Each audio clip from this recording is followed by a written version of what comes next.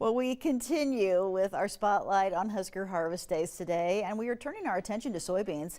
Let's check back in with John, live from Husker Harvest Days near Grand Island. Hello there. Yes, hey Taryn, we are at Husker Harvest Days and we're talking with producers. Of course, the harvest season is right upon us coming up, and we're going to learn a little more about soybeans now. Joining me now is a soybean producer, and this is Greg Anderson. Greg, it's good to see you. Good to see you, John, and great to be out here at Husker Harvest Days 2025. Yeah, hard to believe it's here is. again. Yes, and we want to learn a little more about what's going on with your industry. Talk a little bit about conditions right now and the harvest that's coming up. A terrific growing season, John. You know, back in May, things looked a little bit bleak because it was so dry all across the state, especially in the soybean growing areas. But about mid-May, those rains started falling and they kept up all summer long.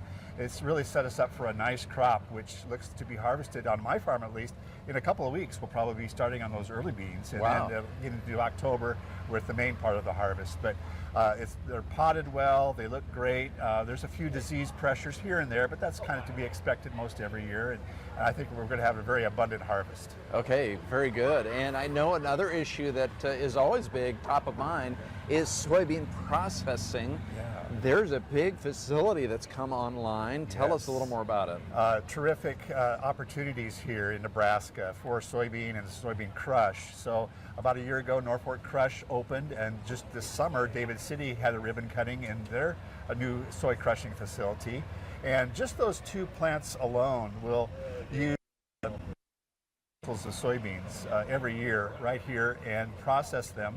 About 25% of our state's production just with those two crushing plants. And the soybean meal that comes off of those plants will be used to feed our livestock here in the state, as well as being available for export to other countries. So it's a value-added type of process.